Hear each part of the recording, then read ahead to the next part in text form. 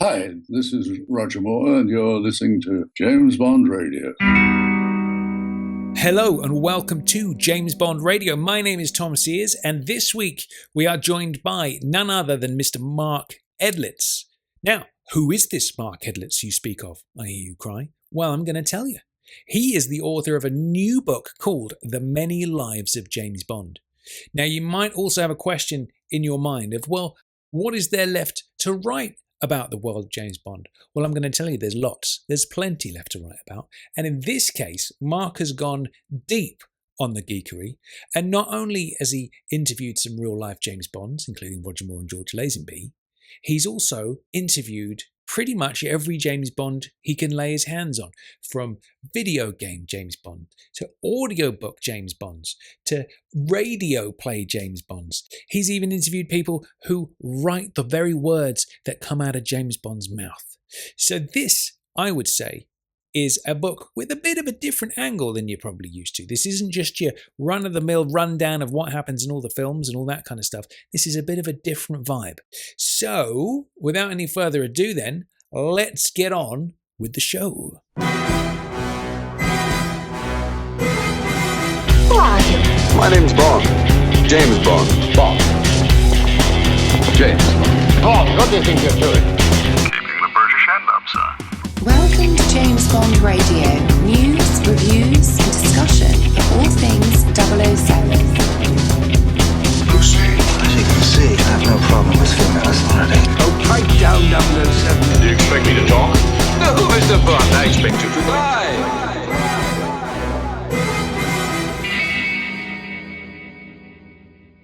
Mark Edlitz, welcome to James Bond Radio. I'm ridiculously excited to be here. You have no idea.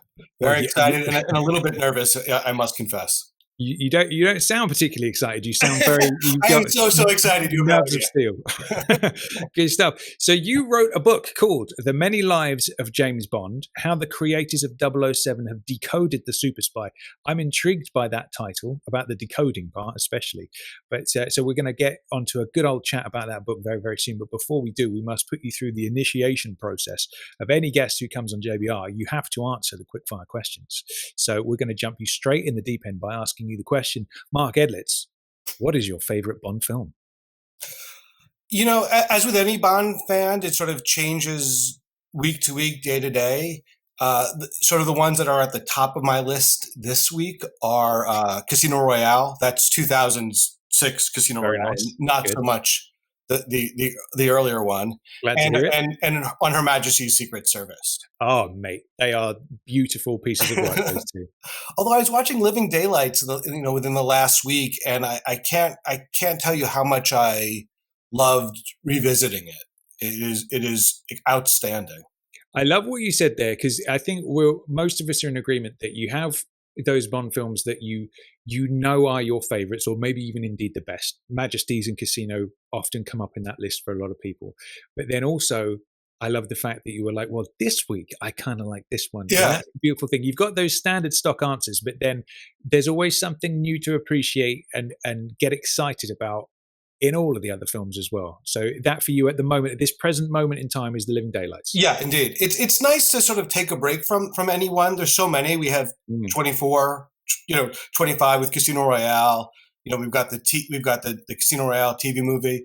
But it's nice to, take a break, come back, revisit them, rediscover them, and, get new things out of them. Cool, absolutely. Good stuff. So quickfire question number 2 then. What is your favorite Bond book? The ones that I sort of am the most impressed with are, Casino Royale and On Her Majesty's Secret Service. I also love Moonraker because you find out so much about Bond's character. Putting aside, I love the whole thing with Drax and cheating at cards, and putting aside the whole plot, I just love how, Ian Fleming finally took a little time to give us a little bit more insight into Bond's sort of personal life and into his professional life, into what a week might look like, how much he gets paid. I love all that.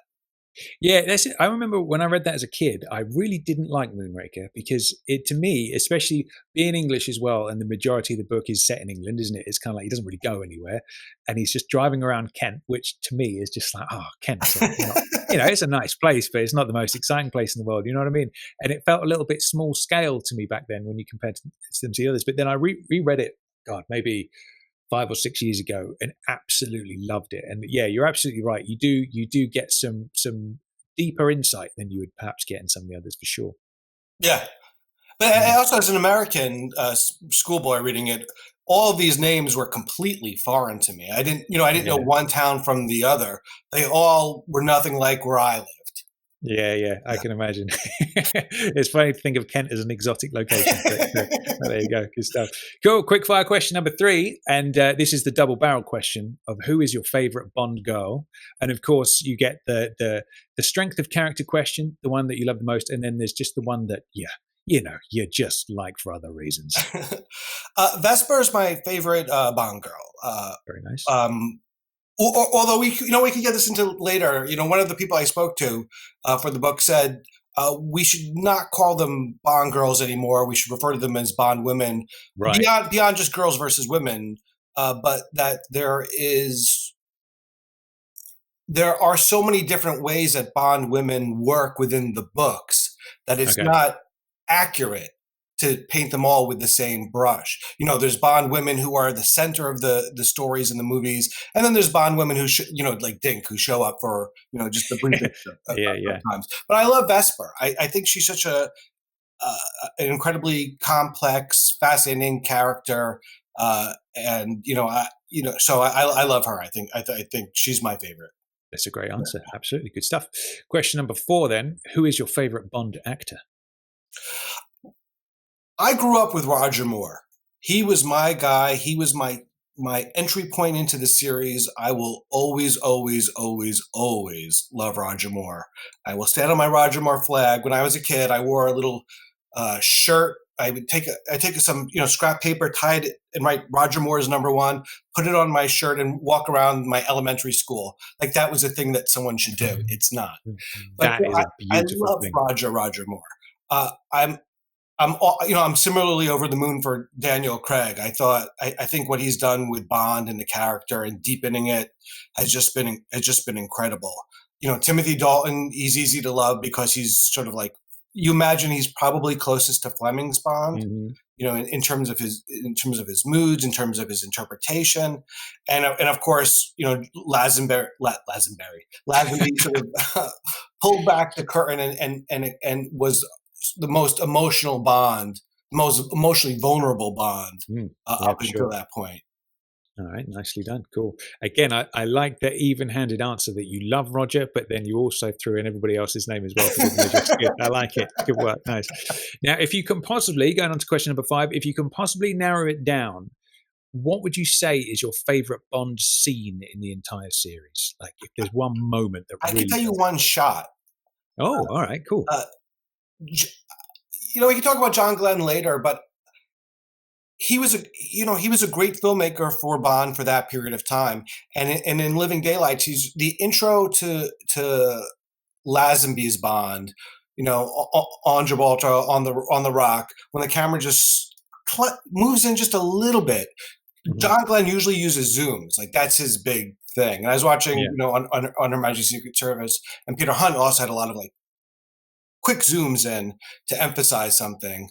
But that was one shot that felt like where the camera dollied in a little bit, as opposed to one of the zooms. And anyway, it's my favorite shot of the whole series.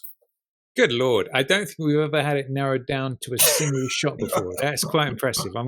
I do not, I've always said my favorite scene, the one that even I just think about it and I get the tingles down the spine, is Daniel's delivery of James Bond at the end of Casino. That's incredible. It's just perfection. And I'm just saying it now, and I got the tingles down the spine just talking about that. But do I have a favorite shot? It's something I've never actually thought about yet, and I'm gonna have to give that. You're gonna have to do that. You're gonna have to update us. Yeah, I'm gonna have to get back to you on that one, Mark. Yeah, good stuff. All right, cool. Question number 6, and I imagine Sir Roger might be involved in this question somewhere. But what is your earliest memory of Bond? Moonraker. My parents, I was about 7.5, almost 8. My parents took me to see Moonraker. A lot of it went over my head, but just enough didn't that it really caught my attention. And then I saw For Your Eyes Only in the movie theater. And what I love about that combo of Moonraker to For Your Eyes Only, those are two completely different Bond movies. Both of them are good in their own right. Mm-hmm. One is completely over the top, and then the other is more grounded and real and more like Ian Fleming. And it showed me that there's no one way to do a Bond movie well. That's one of the great things about Bond's character, is that he could be interpreted in so many different ways. So the long story short, first memory is Moonraker. Then I started with the novels, and then also one of my early Bond memories is is Raymond Benson's Bedside Companion and Stephen J. Rubin's the Bond films. That was just as important to loving Bond as the movies themselves. Interesting. That's a good answer. Is there a particular scene from Moonraker that stood out to you as a kid that really gripped your imagination? All of it was just so incredible and fantastical to me. And I took all of those Roger Moore Bond movies seriously. Like when I watch them now as an adult, I see more of the humor, but it's almost like I got the jokes, but I thought that Moonraker was as serious as as Casino Royale. I didn't realize that there were tonal differences at that age. I took it at its value, and the gondola ride, the fight with Jaws, even fighting the snake. I thought all of that was incredible, or being pushed out of the plane in the pre-title sequence. It was just all incredible. It's just funny, isn't it? When you look back at that as an adult, and you've got the gondola going across St. Mark's Square or whatever, and as ridiculous as that is, when you think about who Bond would be in real life, I do think there is that sort of concern these days. As great as the Daniel films are, they are definitely made for grown-ups, aren't they? Yes, if you're an 8-year-old kid, you're not going to get Skyfall. I haven't taken my kid to it. I've got a that's the thing, and it's kind of like, how do we capture the kids' imagination these days for the next generation of Bond fan? And that is an intriguing question, and I don't think there is a better start than perhaps Spy Love Me or Moonraker for a kid. When Sir Roger passed, they played a couple of Bond films, and we only had there was a double feature, and I wanted to take him to see Spy Love Me because I thought that was the best intro to the series, just because it was so over the top. And instead, they played them out of order, and I took him to see For Your Eyes Only, but which is not a great intro for a 10-year-old, even though I loved it at the time. I don't know if something more outlandish would have been better for a 10-year-old, I think. Yeah. Do you think that, is Bond 25 going to be some 10-year-old's first Bond movie? You almost can't, because you understand it if you haven't seen the previous 4. Yeah, precisely. Yeah, it's a strange one, isn't it? I often think that these days, I went into Barnes and Noble last time I was in the States, and they have loads of toys and stuff, and Star Wars toys and board games and all that in the kind of front part of the shop. And I was like, man, isn't it a shame that we don't have that for Bond? Even when the film is like, obviously we were between films at the time, but like when everything's at fever pitch, you just don't get that same. Because I know a lot of people, their first, from the older generation, their first intro to Bond was maybe some board game or something from the 60s or something like that, or some little toy, And there just isn't anything for kids these days. So it's an intriguing question to know where we go. I think all that other stuff is important. I mean, like those Funko Pops are now out, and they now have Bond. I don't know if those are getting new fans. I feel like those are more targeted to people like us who are already fans.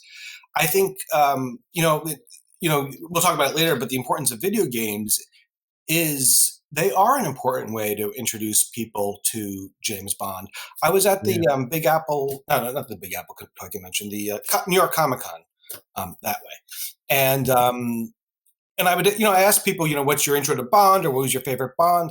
And a bunch of them, if they were older, they'd pick a movie, but if they were younger, it'd be GoldenEye, the video game. Yeah. And those other Bond and other media is important to Bond's success. You can't just be a movie an excellent movie every 3 years. It has to and I think that's also one of the reasons why your podcast is so important, because between when the Bond film comes out, you'll concentrate on that film, but between those films, you keep the spirit and love of Bond alive, and I think that's important. I think people are going to find Bond through things like this. Well, that's very kind of you to say so. But yeah, I think we're all in agreement. You need something to keep you going between films, especially nowadays when they're few and far between. It's 5 years since the last one, so it's a crazy one. But cool. I'm going to ask you more about that later, so don't you worry. We'll get stuck into the video games. Quickfire question number 007 is: which Bond location would you love to visit the most? Drax's space station. Oh, that is a good one. Yeah. That is a good one. Outer space. Well, I tell you what, though, with old Branson and Musk, with the way you might have a chance to do that in the near future, sooner rather than later. But that's a great one. Good stuff. And then final question of the quickfire round is: what is the most Bondian thing you have ever done? I once met Roger Moore while we were both wearing tuxes. Oh, baby. That was that was it starts and it stops there. He looked better in his tux than I did in mine. Was he white dinner jacket or black dinner jacket? Black. Oh, okay, nice, very nice. But that was pretty cool. And then this is when GoldenEye came out, there was a James Bond convention in New York, where Q was there, and Desmond Llewellyn, Martin Campbell was there, both Bond women, and Pierce was there. And I raised my hand and I asked him to introduce himself as could you introduce yourself, and so he said, my name is Brosnan, Pierce Brosnan. I was going to, my name is Bond, James Bond. So asking Pierce Brosnan to introduce himself as James Bond was also very Bondian, and that's very way cool. Silly. That's really cool. I like the fact that he played along with it. That's it was very kind of him, because it was an absurd question. I can imagine if you'd have asked that to Daniel, you'd have just got a grunt and an elbow, and then he'd have been on his way. But nice one. Good old Piers. Cool. All right, then. So before we get cracking, sort of talking about the book, The Many Lives of James Bond, if you don't have a copy yet, go out and buy one. Tell us a little bit, who is Mark Edlitz? Tell us a little bit about yourself and your background. So I wrote and directed 2 feature films. One is called The Eden Myth, which was a twisted thriller starring Justin Kirk from Angels in America, and Zora Lambert, who's this actress from John Cassavetes films, and you can also see her in Exorcist 3. I directed a documentary on extreme Star Wars fans called Jedi Junkies, where we interviewed a guy who built a Millennium Falcon in his backyard, which is pretty cool. The fun thing about that is he based it on the toy, which only had 3 legs instead of 5. So even though there was this life-size thing, when the wind came, because there were only 3, it toppled over. Okay. Anyway, I wrote a book called How to Be a Superhero, which is a collection of interviews with 35 actors who've played superheroes over the past 7 decades. And those, I didn't interview George Clooney about playing Batman. I would go for Adam West playing Batman, or who else? The TV Hulk or the TV Daredevil. Not the big names, but sort of the people who get asked less. Interesting. I often say that about the people we've interviewed on JBR. Is that one of the toughest interviews we had was Sir Roger himself, because A, we were both super nervous, but B, it's like, what do you ask Sir Roger that he hasn't answered and already been asked a million times before? Somebody who's that much in the public eye, rather. But then when you get those people who are perhaps behind the scenes or who made a great contribution, but they're not the ones going and doing the rounds, doing the interviews on TV and all that kind of stuff, and you often get the best stories from those people, don't you? Yeah, and I thought that was central to the book, is that the book is written for fans who have already listened or read every Sir Sean Connery interview. I don't know if I could get more from him, but what I can do is speak to somebody else. Anyway, and so I also wrote and produced some TV for a while. So, I do some of that things, and now I'm just trying to figure out what I'm doing next. Cool stuff. So you mentioned it sounds like your superhero book there, How to Be a Superhero, almost has a little bit of the DNA of this book, your Bond book, in it as well, absolutely. by speaking to some of the that brings me to you guys. People. Is that this is, first of all, let me answer that question by explaining why James Bond Radio is partially responsible for the many lives of James Bond. Cool. When I travel, and this was before iPods were not iPods. This was before smartphone. I don't know. This is before something. Okay. So I would listen to DVD audio recordings while traveling long distances when I wasn't driving. Like if we were going somewhere and it's an hour trip from the airport to wherever, I would listen to. I would take a little mini DVD player and listen to an audio recording just because we got a new iPad, and I wanted to do, and the DVD player was sort of at its last life. So I was like, well, what else can I listen to? So I typed in, there's something called a podcast button. So I hit that button, and then I typed in Raymond Benson. And I was like, oh, I'll listen to an interview with Raymond Benson. This was also during the period when I was writing the book, How to Be a Superhero. And so I downloaded this podcast and listened to these two crazy guys with just gobs of enthusiasm. That's by you're one of the crazy guys with gobs of enthusiasm, but who were also really up to date on everything, who were really completely versed in James Bond. And they were having this really in-depth interview with Raymond Benson, which is my favorite interview with Raymond Benson. That's very kind of you to say so. It was just so thorough, and it was about his creative process. And I was like, oh wait, there is more to say about James Bond. Because I felt like with all the books that I've read and all the documentaries I've watched, I felt like we were kind of done. Other than just enjoying them and talking to each other. And your podcast showed me, there's a lot left to be said if you're asking the right people and asking different questions.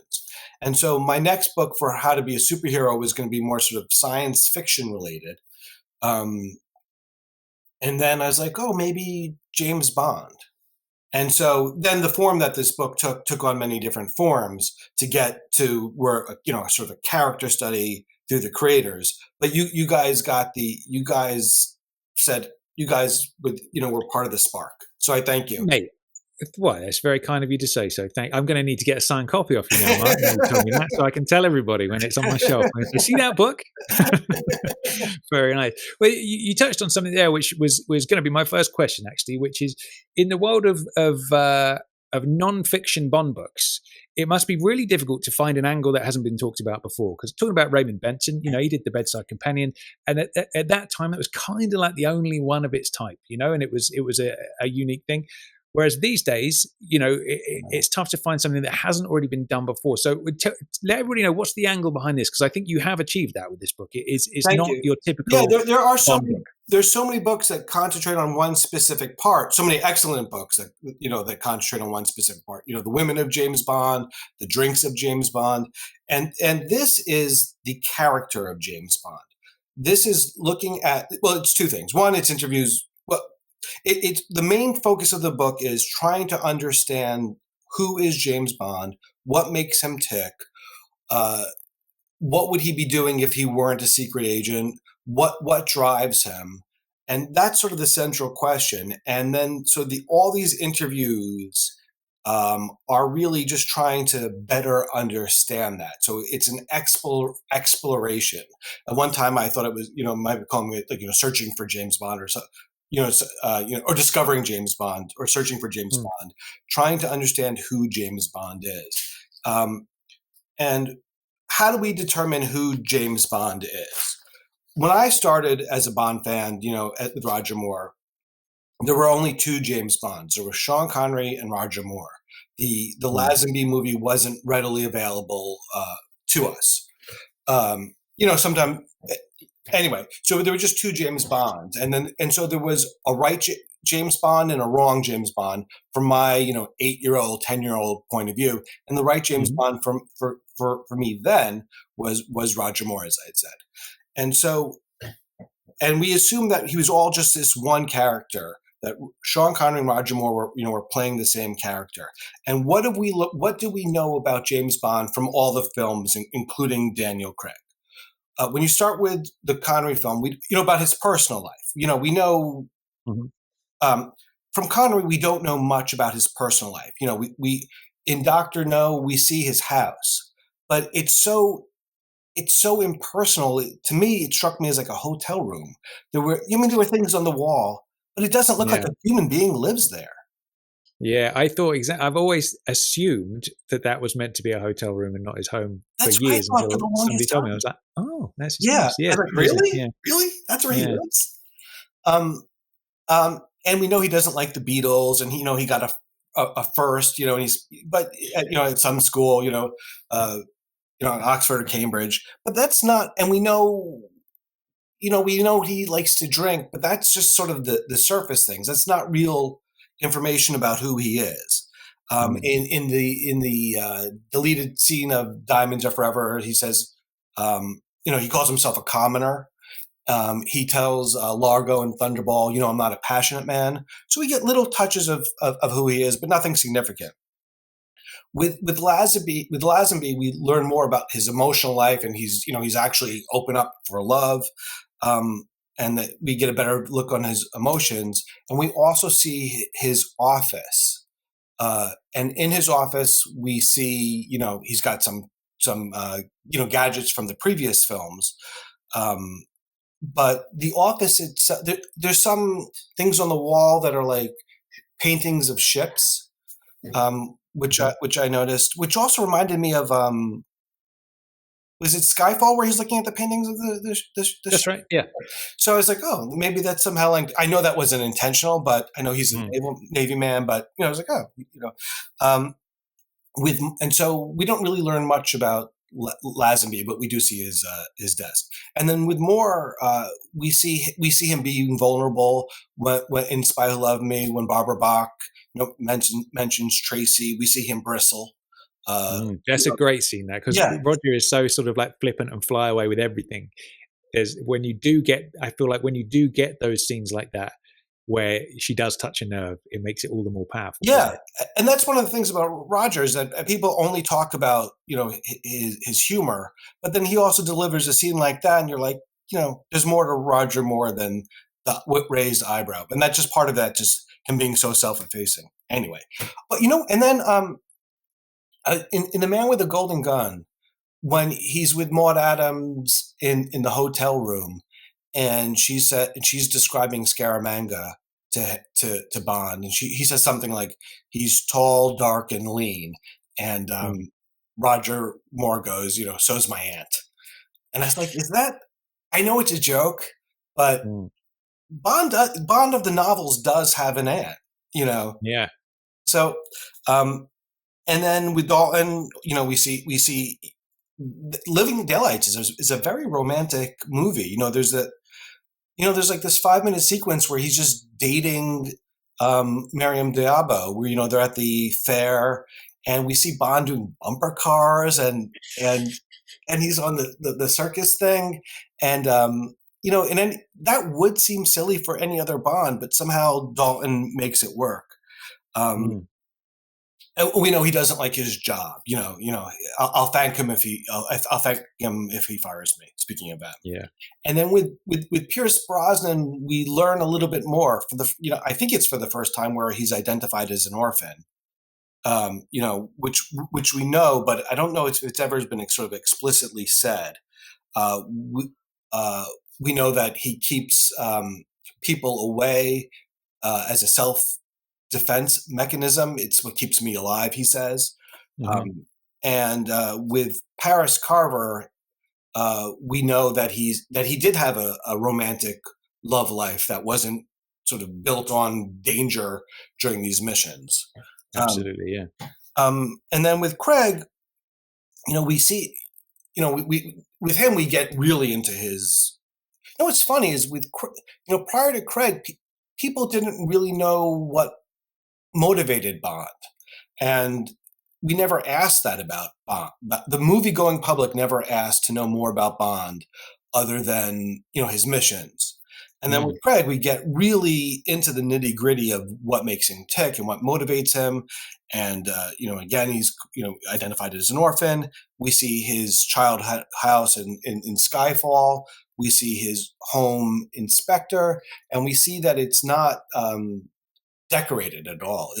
In that case, it's a deliberate choice to make it look, I don't know if transient is the right word, but that is deliberately impersonal. Yeah, it's a funny. I've often thought about that. When you see his place in that movie, he's sitting there in his living room. There's some boxes on the floor and not a lot else. And Moneypenny even says, "Have you just moved in?" And as if that was a funny question. But then you think to yourself, okay, let's put some of the other Bonds in that situation. Like, Roger's Bond apartment would never look like that. Yeah. None of the others would really. You know what I mean? That's a unique thing to Craig, isn't it? That he's the sort of like the Bond who sort of doesn't really give a shit about that kind of thing. Whereas you rewind to Roger and he's got this coffee machine that does all this amazing stuff. You know what I mean? It's funny you get those differences, but somehow it's still Bond. And Roger's Bond these are both small living quarters. Like, it's not Roger Moore's Bond is not a particularly big. I didn't get the sense that it was large. You get the bedroom, the living room, and then the kitchen, and sort of that seems like it. Bachelor pad, yeah. The Dr. No one seems bigger. But so if you don't get Bond's personal life in these movies, what do you get? You get continuity from movie to movie. So with Lazenby, I'm not going to call him Lazenby. That's going to stick now. I'm going to start calling him that. With Lazenby, we get you get the Dr. No knife, you get the Thunderball. This is in his desk. The Thunderball breather. You get the strangling watch from Russia with Love. I was watching that. And I was like, why is he keeping these things? Is it sentimental? I mean, I know that the filmmakers put it there so that they could say that this is the same Bond as Sean Connery's Bond. It was a way to keep to say, this is the same guy. Don't worry, guys. He's the same guy. Everything you thought he did still counts. So we don't get insights into his personal life. We get continuity. And then that continuity continues in Diamonds Are Forever when Sean Connery's Bond avenges the death of Lazenby's Bond, who had an interest in tracking Blofeld because of Connery's Bond from the previous movies. And then Moore's Bond, we get signs that Moore is the same guy.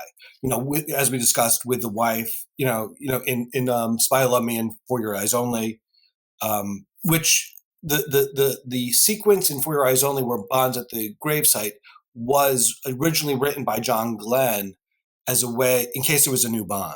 And they just didn't have a better idea, so they just went with that. So we get more continuity. And with Brosnan, with Pierce, we get, the equipment room in Die Another Day, which is filled with, everything, And then we also get references to Tracy in Spy Love Me, License to Kill, and then Goldeneye, and The World Is Not Enough. So we all those Bonds have a wife named Tracy who dies. So that are all connected. And then when we first saw, in terms of continuity, when we first saw Casino Royale, I had assumed it was a prequel, that all the events in Casino Royale took place before all these other movies. But then when you get to certainly Spectre, where that movie doesn't make sense if if the previous 20 films, the first 20 films existed. You can't have him. It seems like he's meeting Blofeld for the first time at the big table. Though the first 20 Bond movies, Connery to Pierce, don't make sense in Daniel Craig's continuity. So what we first started watching, which I had assumed was a prequel series, is actually its completely own timeline, which is separate. Yeah, I feel like it has to be a different dimension, doesn't it? Because obviously you got to explain away Judi Dench's, existence and all that kind of stuff.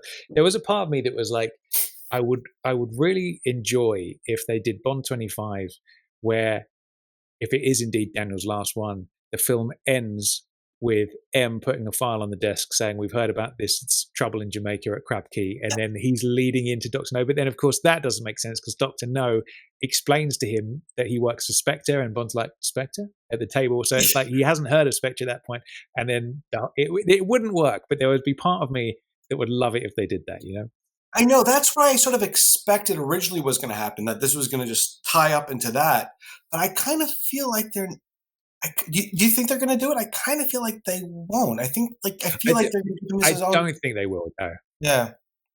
Yeah, I don't think they will. I think what made me think it was, the Star Wars Rogue One film where you didn't expect it, but you realize at the very end it ties in perfectly. Yeah. Opening scenes of the first one.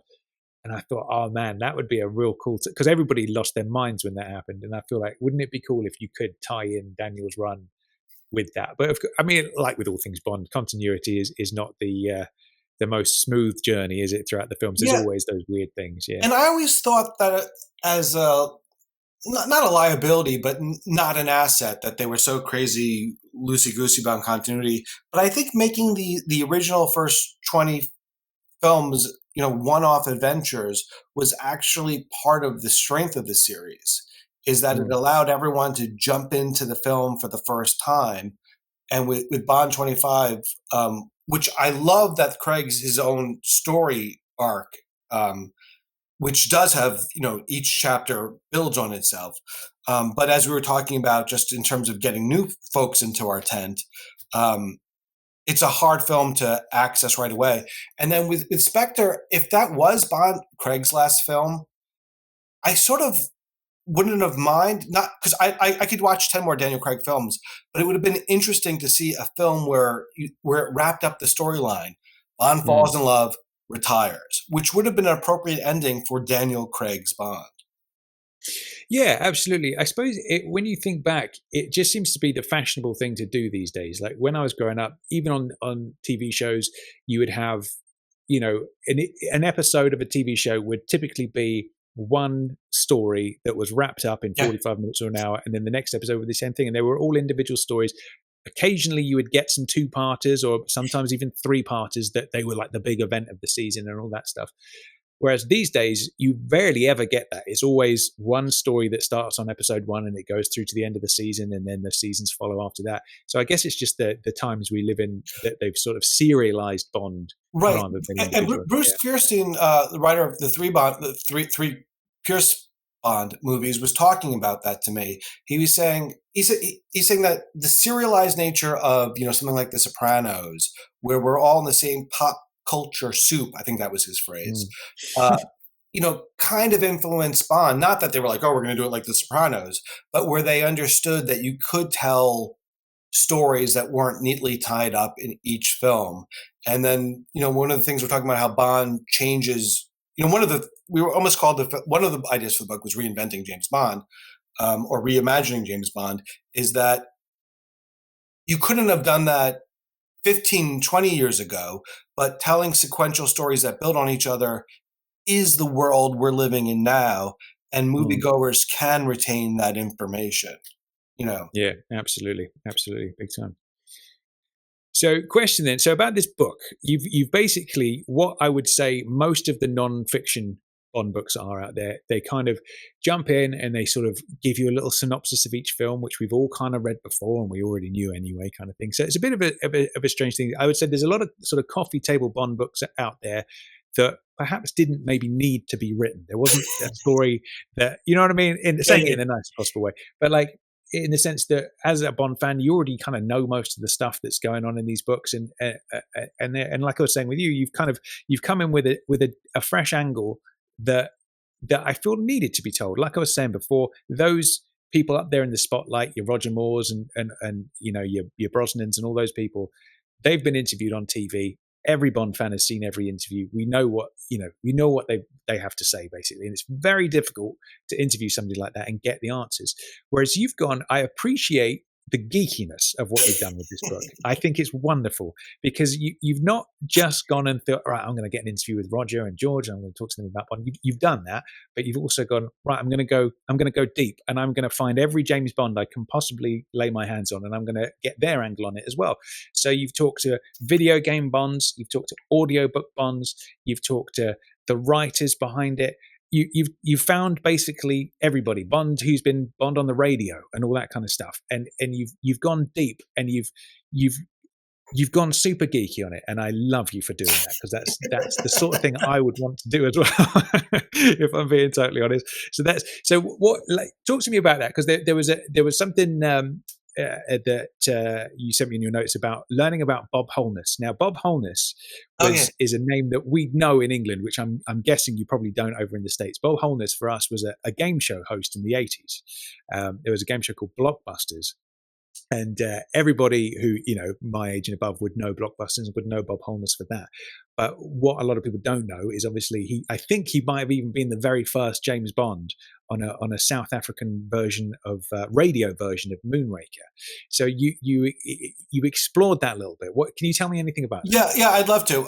One of the things so as you said, Bob Holness played James Bond on the radio in Moonraker in the 1950s for SABC, South African Broadcasting Company, in a one-off live production, live radio drama production of Moonraker. But there's no recording of it. It doesn't exist. You know, a lot of Bond fans have investigated, and it's reasonable to say that it was not recorded. They didn't need to record those. It was, you know, there were live shows. There was no value. There was a perceived no value in recording these things. So here we have one of our first James Bonds. You know, we didn't really know the date. We knew it was probably late 50s, which puts it a little bit, but we didn't know exactly about it. And there were two things that made this chapter about Bob Holness work. One, there is a Bond fan, Brian, who writes for the Bondologist blog, who wrote Bob Holness years ago and got a 2-3 page letter from Bob explaining how he, you know, all the questions you'd want to ask. How did you become James Bond? What do you remember about the production? Were there going to be more? Was it live? You know, all those questions. And Brian, who I didn't know prior to reaching out to him, has generously allowed me to publish the contents of that letter to him. Which, one of the great surprises, and we can talk about it later, about doing this book is that my family aren't Bond fans, my friends aren't Bond fans, but I you know, everyone's different. I respect them anyway. But it was nice to form a community of people for me when I didn't have one. Anyway, so Brian allowed me to publish the contents of the letter, which explained all the circumstances about how this English actor who became a game show host played James Bond in the 50s.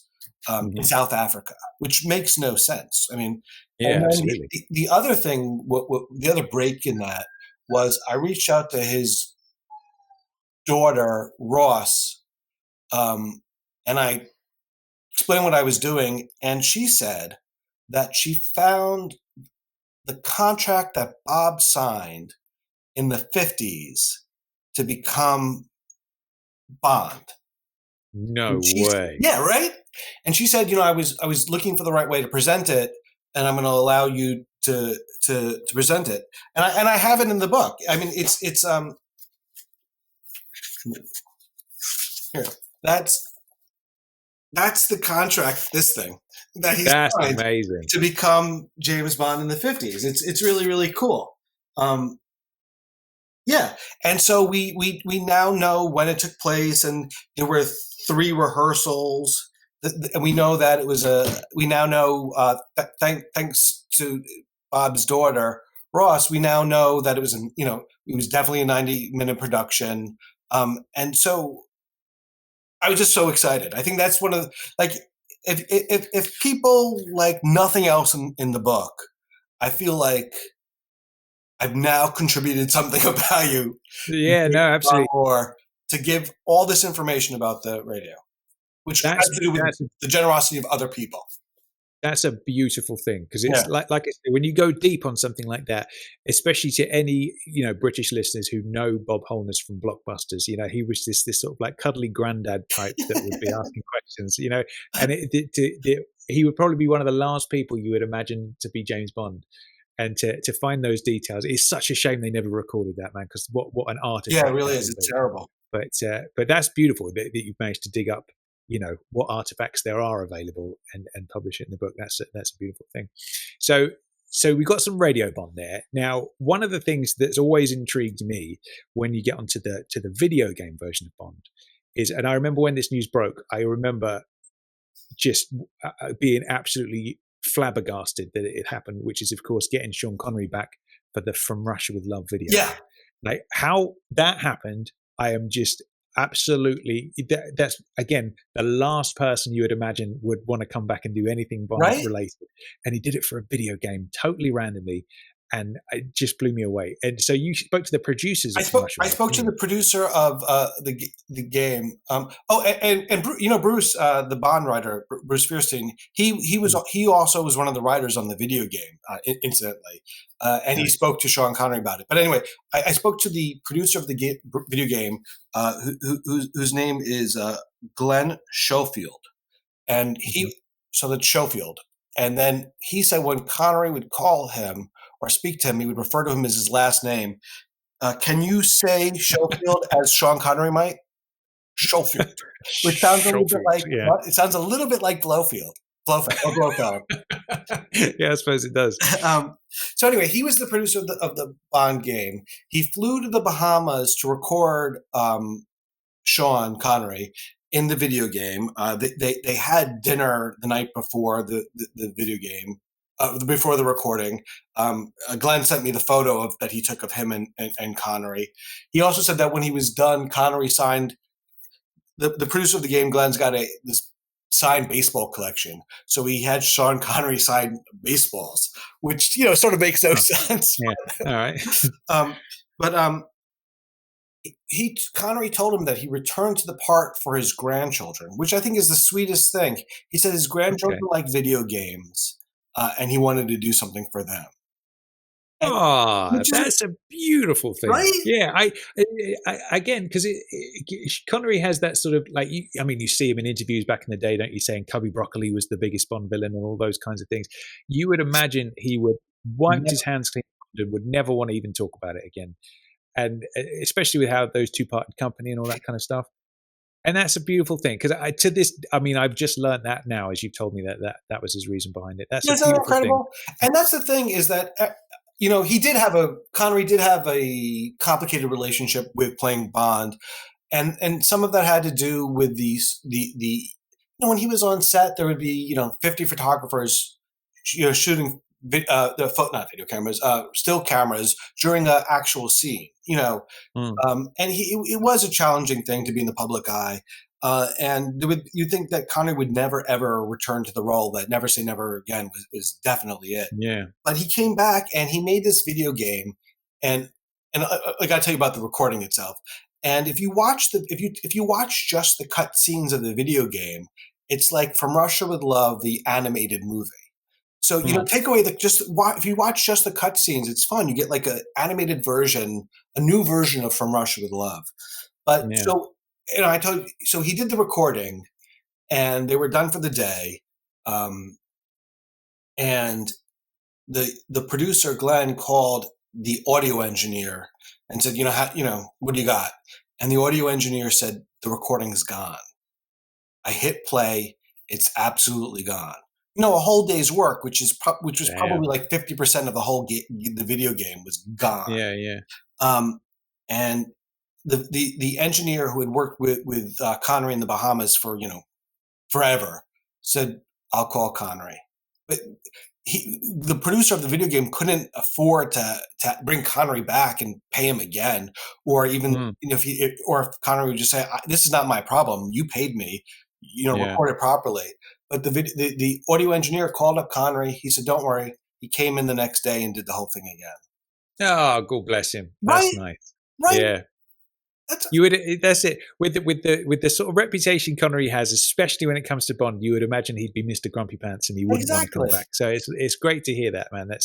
I tell you what, because Connery is such a sort of, like, especially in recent years, he's an older man, but he's sort of that sort of reclusive type, isn't he? He likes his privacy and he's tucked away there and doesn't do interviews and all that kind of stuff. So hearing something like that really humanizes him. I think that's a great thing to hear. The thing about the video game From Russia with Love and all the video games is that they're an important part of the way to keep Bond in the culture. But Sean Connery's last performance as Bond was in a video game. Brosnan's last performance as Bond was in a video game. Daniel Craig did Bond video games. He also had, I think it was the last one where he didn't record and he got a sound-alike who sounds just like him and you wouldn't know. But they're important parts, not just sort of as a good marketing tool, which they are, but they allow Bond fans to play as Bond, which is sort of when you're watching a movie, you're removed as Bond. You're not doing what Bond is doing, but in the video games, you are. And they all, as I was saying, the screenwriter, Bruce Spearstein, the screenwriter of 3 Bond movies, lent his hand to the video game. So I think they're an important part of the Bond legacy. And I spoke to 4 guys who were video game actors, and then I also cleared up that there's 2 actors who are often cited as being. So I spoke to Tim Bentic, Andrew Bicknell, Maxwell Caulfield, and Jason Carter, who all played Bond in video games. But then there's also 2 actors who are often cited as being in Bond video games who are not. So I thought that was good. This way we could clear up some of misconceptions about that too. Yeah, it's an interesting one because for I won't say the majority, but for a lot of Bond fans of a certain age, I imagine the video games aren't something they've explored. And I must admit, I'm kind of half one of those. I kind of did back in the day, and then not so much in recent years. Which ones have you played? So obviously GoldenEye back in the day, all those ones. But the last one I think I probably played was Everything or Nothing, which I believe was that the one with Willem Dafoe in it. Like that to me was almost like another Bond film. Do you know what I mean? It's maybe the Brosnan we got after Die Another Day that never happened. You know what I mean? It's almost that, and I often thought to myself, I should go back and try and rediscover some of those. Yeah, do the Daniel Craig Bond video games. As I was saying, the Bond screenwriters also worked on that. But they're good. They're made with the same scope of it as a Bond movie. The Quantum of Solace is essentially Casino Royale and Quantum of Solace put together. And then Legend, I love Bloodstone. I think that's it's a complete Bond movie that they wouldn't tell. And then Legends, you haven't played Legends? No, I know of them and I've seen them, but I haven't played them. What's so great about Legends is that you take Daniel Craig's Bond and then you put him in every other Bond era. So you have Daniel Craig as James Bond in Goldfinger, On Her Majesty's Secret Service, in Moonraker, in GoldenEye. So you hear Daniel Craig saying other Bond lines. Whoa, and that's that's great. Yeah. You get a sense of what how you always how would Sean Connery be in On Her Majesty's Secret Service? And I'd argue that he wouldn't be as good as Lazenby. Me too. Yeah. But so now you get to see Daniel Craig in other Bond actors' movies. Nicely done. So what did you learn speaking to those actors then? Because I feel like the ones that voice Bond in the video games that weren't obviously Pierce or Daniel, like what was that experience like for them? Did they know how special it is to be James Bond, that's or the is it thing you just want. another job? That's the thing. You never want someone to say, I did it because I was offered money, and which is, by the way, is a legitimate reason to do something. Because why not? That was so fun about hearing Robert Redford in one of these Marvel movies. He's like, I did it because I've never done a Marvel movie. He didn't pretend that he was that he's always had an affinity for Marvel movies or comic books. He did, he did for just to see what it was about. But anyway, these four Bond actors knew that it was a special thing. They took it seriously. And they knew that they were playing an important character, a character which was important to many, many people. Yeah, nice. That's good to hear. Yeah. That's cool. So now I mentioned obviously the sort of geeky levels of detail you've gone to in this book and the types of people that you've pursued who have played Bond. And I love the fact you spoke to the dude that played James Bond Jr. Yes. You spoke to Simon Vance, the audiobook Bond guy, and perhaps my personal favorite, I would say this might be the geekiest levels of depth. You spoke to the dude who played Bond at the Oscars once. Yeah. Yes. So tell me about those people, man. What did you learn from those guys? Yeah. So these are all legitimate Bonds. So let's take them one at a time. Joseph Malone played Bond in the Oscar tribute to Albert Broccoli. There was another. Broccoli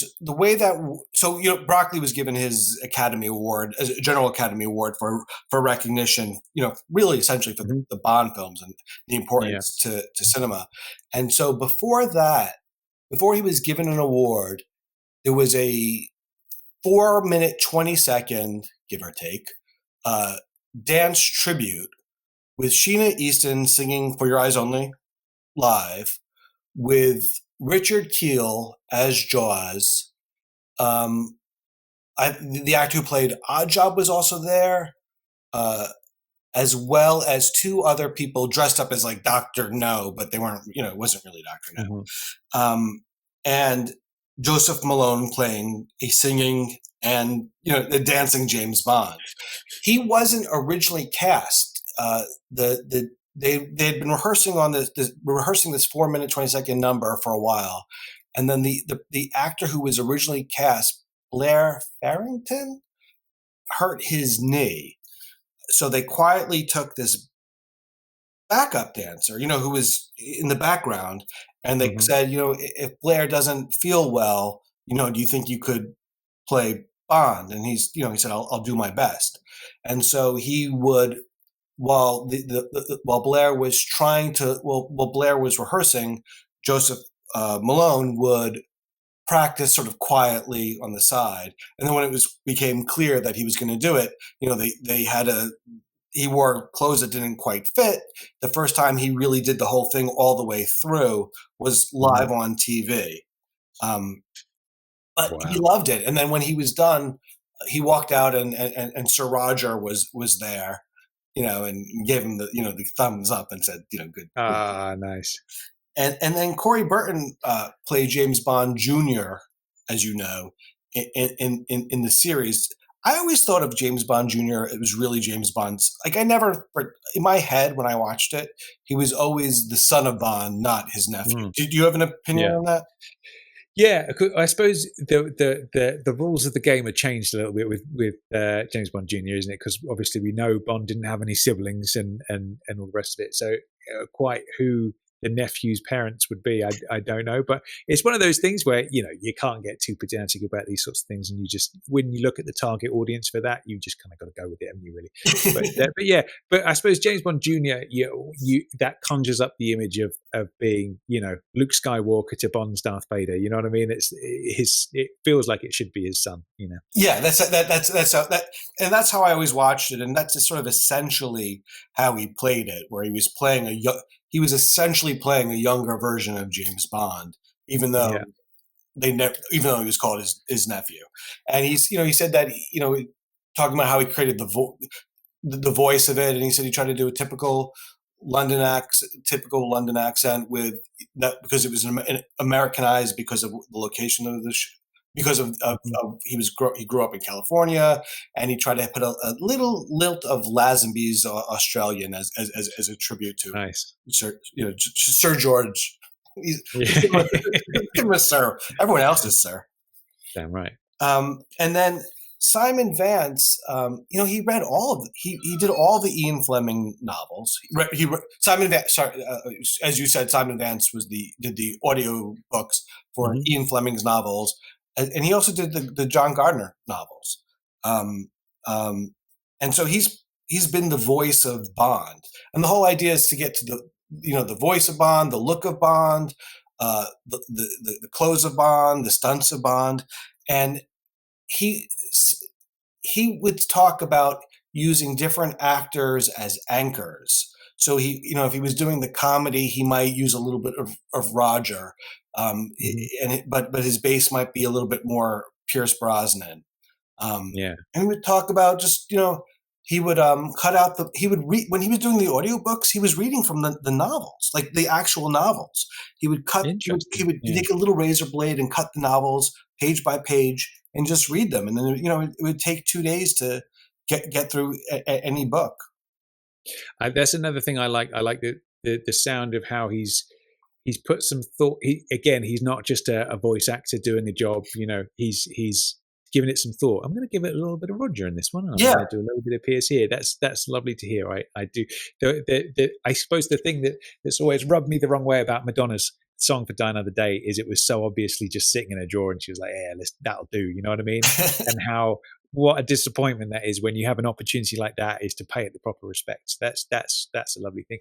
Now, one thing that I enjoy about one of the people you spoke to is the comedian Eddie Izzard. Yeah, of course, yeah. Yeah, so he's a very smart dude, and he speaks multiple languages, and he'll often do his stand-up shows in different countries in different languages. And I think he was doing it in French, I believe. He was doing a stand-up show in French, the same show, but just in a totally different language. And he said he had this joke where he would do an impression of Sean Connery, and he was doing the Sean Connery voice and all the rest of it.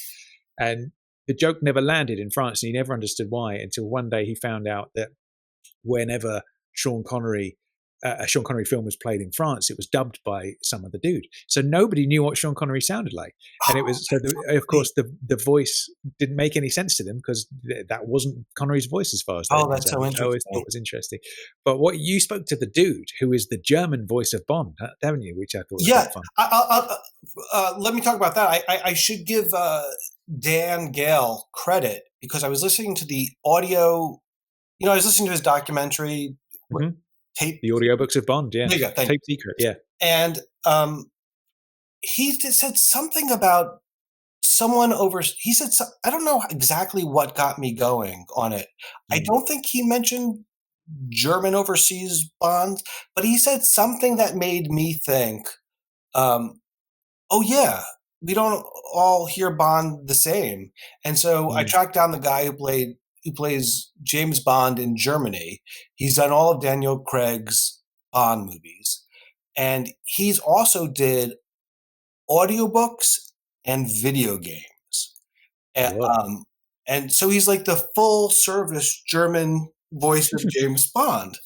Yeah. And for him, Sean Connery isn't the sound of Sean Connery isn't his James Bond. It's these other German voice actors who play James Bond before him. Yeah. Great. It's interesting, isn't it? Because we all know, the moment you hear Sir Roger's voice or you hear Sean's voice, you just instantly know that's them. It's such a familiar sound that you don't consider that somebody who perhaps grew up over here in this country or that country doesn't have that, or wouldn't, and unless they listen to the original audio, they would never know. Yeah, and I love that because he also does the video games and the audiobooks. You've got the official German-sounding James Bond reading someone else's timeline. So it'd be like Roger Moore doing the audiobook for Goldfinger. It's like the wrong Bond in the wrong story. But he told me he's always playing Daniel Craig's Bond, whether he's doing it in the movies, the video games, or the audiobooks. Really? I love. So that is interesting. That's kind of like your Legends video game, yes, there, exactly. but in a different way. Yeah. How interesting, man. If only I could speak German, I would love to kind of explore that for a little while and see how that would feel. You know what I mean? Maybe it's worth learning just for that. But that's a beautiful thing. And again, I love the depths of geekery that you've gone to track these people down and to put on. That's cool. Now, one thing that always intrigues me as well is you've got these actors who play Bond. We know Connery, we know Lazenby, Moore, and all the rest of them. And we think of them as James Bond. We watch their films and, Roger walks onto screen and there's James Bond. But I think it's easy to forget that a huge part of their portrayal, or anybody's portrayal of James Bond, is the dude who wrote the lines that Bond is saying, because at the end of the day, if that part didn't exist, that Bond doesn't really exist, because it's just an actor sort of improvising and sort of like hoping it sounds all right, whereas all the key comebacks and lines and I mean, you look at something like Diamonds Are Forever and some of the dialogue in that film is amazing from Tom Mankiewicz, lovely one-liners and great stuff going on there. Without that dude writing those lines, that's the essence of Bond there, the actor embodies the physicality of Bond, but the lines are as important, man. So you spoke to some of the screenwriters as well. You spoke to Bruce Bierstein. Like, what was that like? What did you learn? Well, he's really, really smart about Bond and how Bond works. And he also talked about the creative process and working,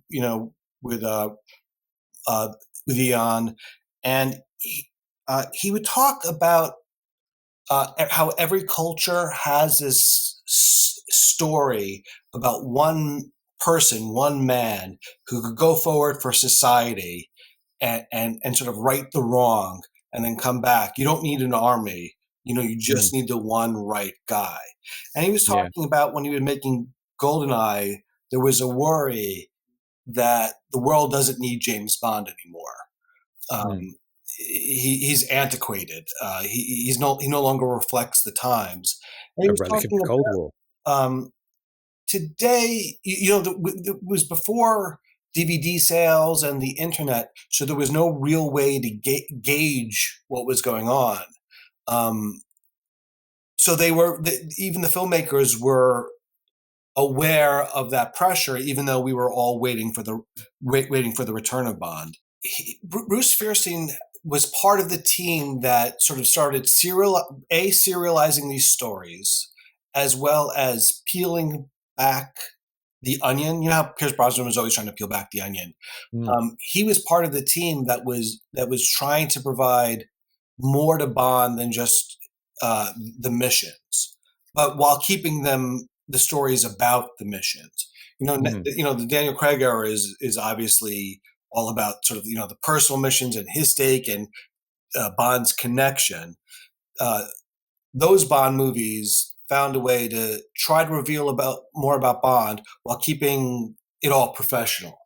And so that's when we get Paris Carver and Bond's past relationship, and that's what keeps me, in the line that I'm not invested in when it keeps me alive, things like that.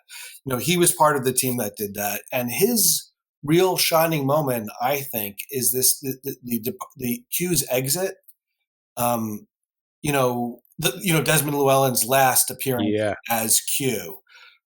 He wrote this beautiful exit for this character, and I really feel like I remember watching that and feeling like this was a genuine emotional moment in the series. Dude, that really affected me when I watched that film. I remember because everybody loves Desmond. Like, he's such a familiar and comforting presence, and he's been there since, I can't say day one because he obviously wasn't in Doctor No, but almost day one. and he's such a like lovable person. And I remember thinking to myself back in those days, it's like, oh man, obviously Desmond's knocking up there in years now. It's not going to be long before he has to retire and maybe leave us or whatever.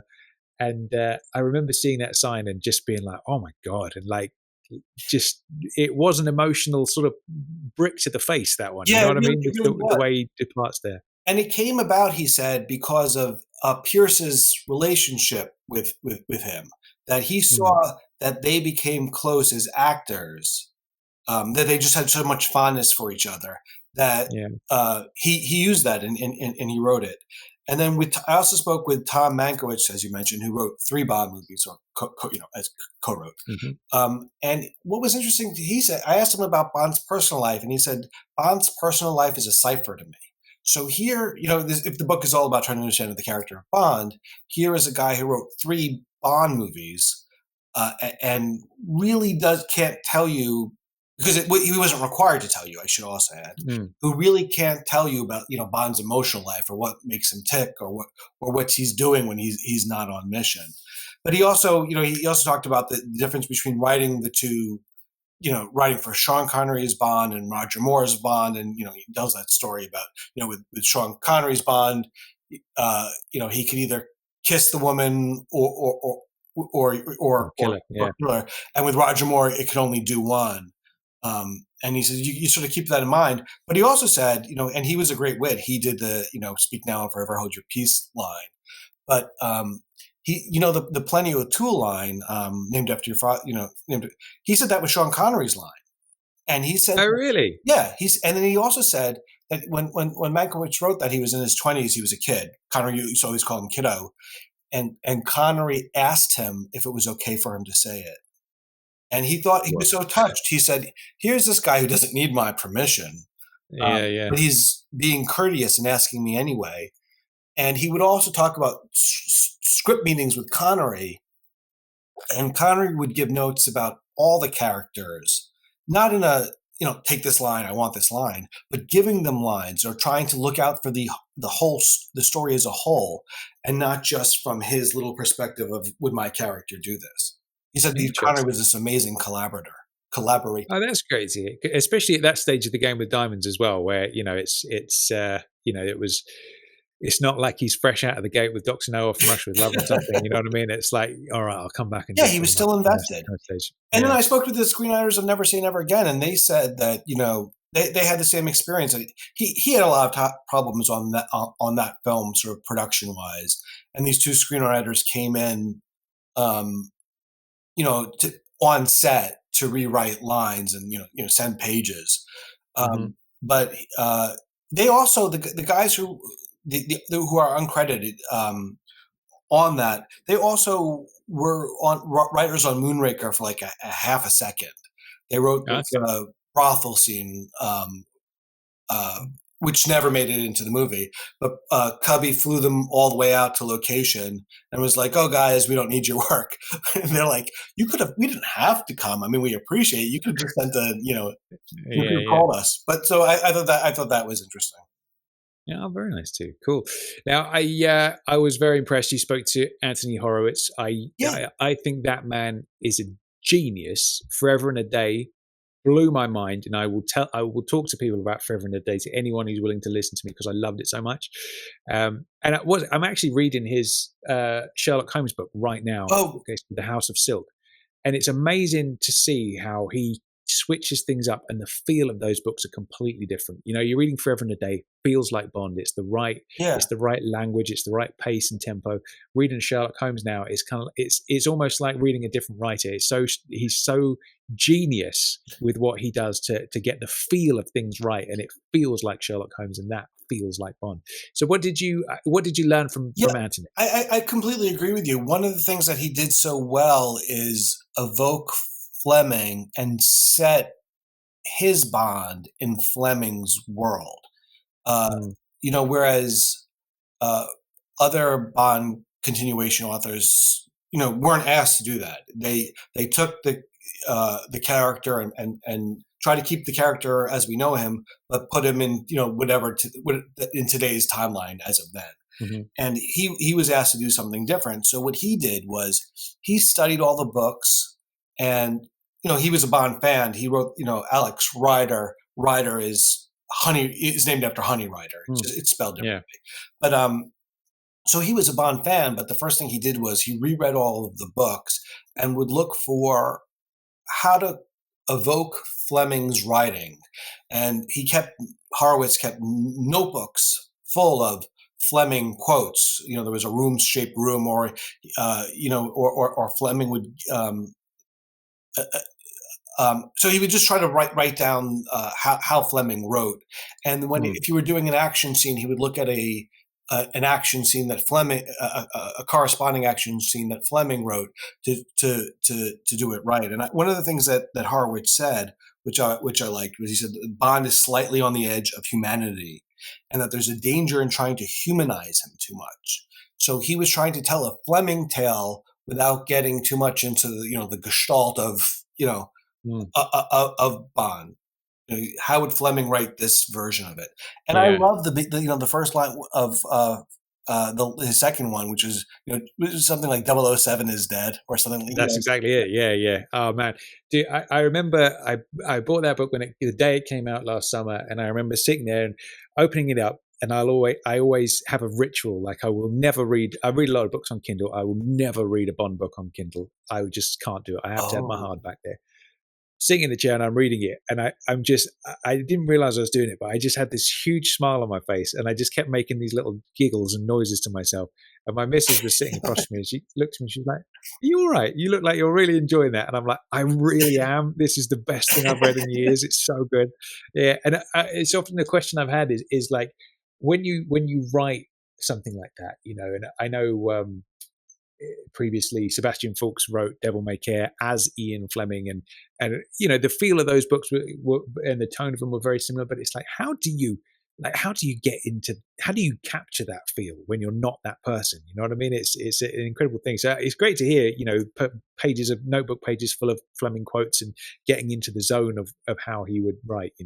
Yeah, no, it's an incredible feat. I really hope he does more. I would love to see. Me too. I'd love to see one set after all of Fleming's novels. Like this one, the second one was a prequel. Yeah. I'd love to see at the other end of it. Yeah, completely cool stuff. So in your travels with talking to all these different James Bonds and different contributors to what James Bond is on different platforms, different mediums and all the rest of it, I feel like there must be somewhere like a Bond Bible, like the rules of Bond. When you take over the character to produce something that's Bond, whether it's a video game, a book, a film, whatever it is, there must be some rigid rules that you must stick by. Yeah. Did you pick up anything like that? Well, one of the questions I would always ask anyone who was working with either Eon or Ian Fleming Publications is, did they ever encounter the phrase "Bond wouldn't do that"? And I got to say, when the question is asked, it's not they won't let you. It's where did you step, not over the line, but where did you fail to correctly understand the character? Because there are things that Bond wouldn't do. And so when Eon or Ian Fleming Publication says, I don't think Bond would do that, it's not from a defensive place. It's from trying to keep people who are new to the collaboration, keeping the spirit of the character correct. And, Bruce Fierstein was talking about, there's certain things that you don't see in a Bond movie. You don't see kids. And he says that Broccoli and Wilson, they know where all the dead ends are. They know they've tried that. Whatever it is, they've tried. I don't mean specifically a kid. I'm not saying that. But whatever it is that you think your new idea is, they've tried that. They know where the dead ends are. They know how to keep the character protected. One thing that the Connery told during the making of the video game was he was told to shout a line or yell it. He says Bond doesn't need to shout or scream.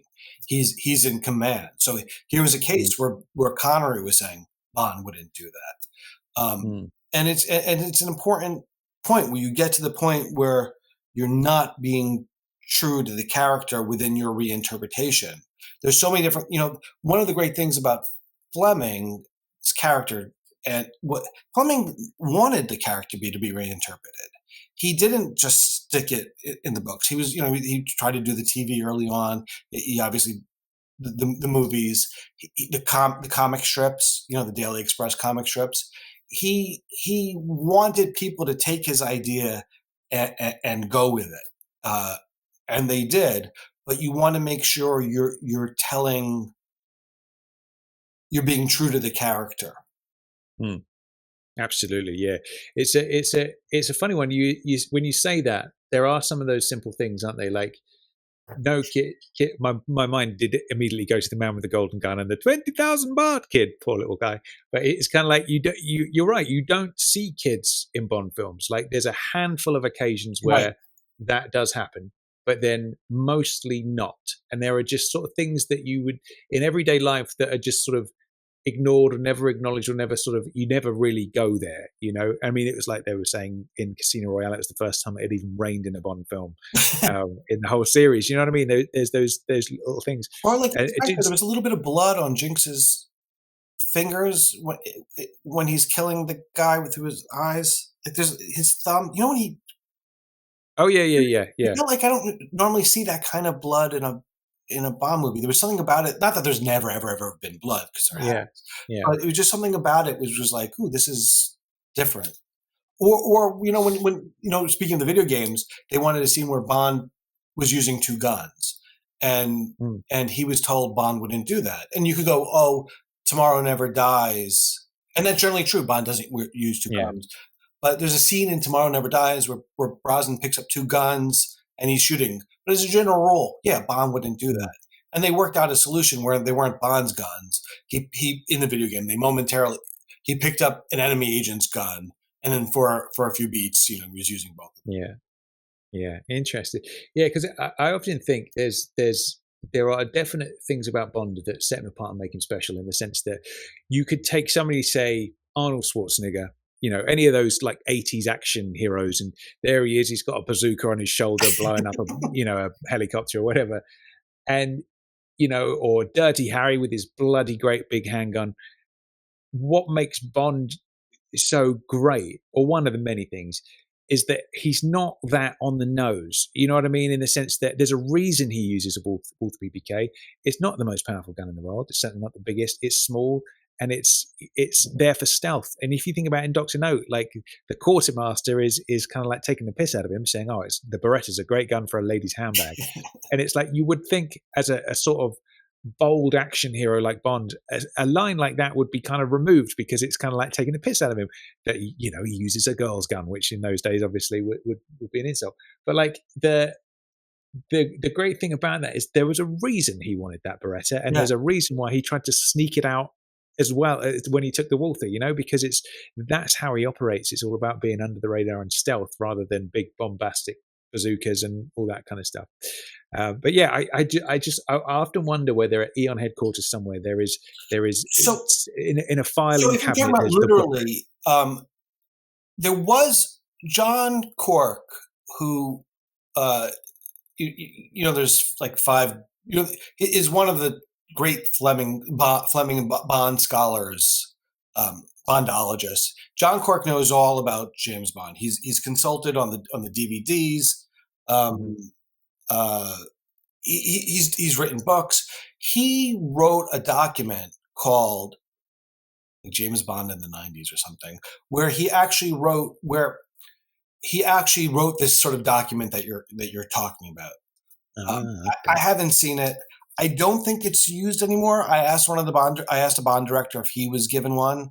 He said no, but he said, if you have a question, Michael and Barbara, they know everything. So I don't think it's used anymore, or at least it wasn't for that one director. But I would love to see that. So this book as a whole is a search for that fabled like this make-believe document in my head that has all the answers. That's what this book is trying to do. It's trying to figure out all the answers, the secret document that explains everything there is about Bond. That's what I'm trying to do. That's what my journey book is. like I said, I think this is genuinely, there are a lot of non-fiction Bond books out there, and this is genuinely one of those books that there is some untold stuff in there. Like every now and then a book comes out, like The Battle for Bond was a great one. I don't know if you ever read that. Yeah, for sure. Where that is, to me, I thought, I didn't read it for years because I thought it's just a book about a court case. It's going to be dry and boring. And then when I did read it, I couldn't put it down. It was so well written, and I learned so much about it and absolutely what might have been about Bond, over the years.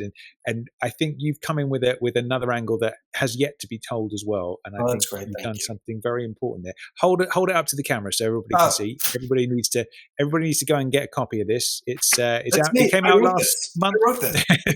There it is. Cool. It's so exciting as a Bond fan, who's also a writer, to sort of contribute my one tiny little drop into this big Bond universe. Because to me, these books are so important to keep Bond fandom going. And people have been so supportive. Other Bond authors, like James Chapman, or I got these wonderful blurbs from other Bond scholars who were saying, "Yeah, this book's not so bad." Andy Lane, Bruce, Lee Pfeiffer. And I haven't put my book on my bookshelf with my Bond books, but it would tick because I don't, it's just like they're sort of sacred. But I'm thrilled to try to contribute to the conversation. Beautiful stuff. Well, I think you've done a great job of it. Now, so for anybody who's going to go out and get a copy of this, The Many Lives of James Bond by Mark Edlitz, what's like the one thing, as people go through the book, what's the one thing you'd like them to take away from it as they read it through and they put it down?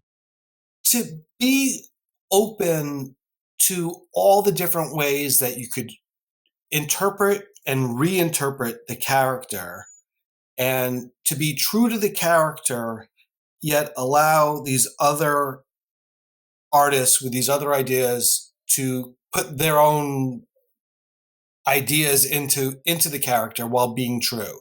That there's this that Bond can be reinterpreted in continuation novels and radio dramas and video games.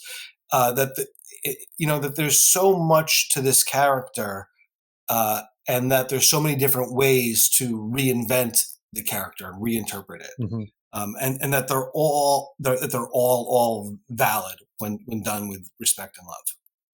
Beautiful stuff. That's a lovely sentiment. Absolutely, I think that is one of the things that makes Bond so timeless, is that there is something in there for everybody. Whether, like yourself, you can be a Roger man who loves Bond in space and loves submarine cars and all the rest of it, or you can be a purist and love stuff like, From Russia with Love might be your favorite Bond film. There's always something to be appreciated. All those different flavors of Bond, and they're all great. You could be so hardcore about loving Fleming to be like, anytime I see anything that's not true to that, I don't want to see it. But man, submarine cars are cool as well, dude. You know what I mean? Give me some of that as well. I'll take both of those things, Yeah, absolutely. Beautiful stuff. So what's next for Mark Edlitz then? Have we got any more books on the horizon? Any other subjects? Yeah. Any more Bond coming in the future? I'm working on a couple of other books, sort of, in different stages. So I'll definitely do more.